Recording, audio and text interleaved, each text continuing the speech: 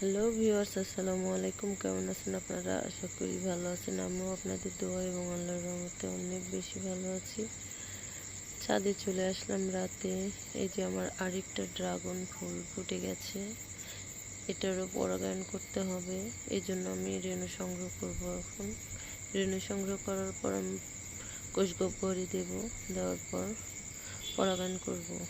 কিভাবে পরাগায়ন করতে হয় আপনারা আমার সাথেই থাকেন, দেখতে পাবেন। এই যে আমার রেণু সংগ্রহ করা হয়ে গেছে। আমি এখন রেণুটা কোষগহ্বরে দেব।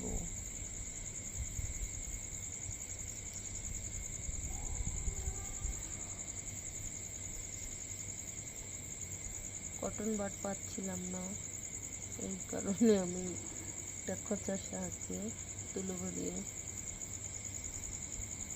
কোষগহ্বরে দেওয়ার চেষ্টা করছি। আমি খোঁচা দিয়ে দিচ্ছি, আপনারা কটন বাড ব্যবহার করবেন।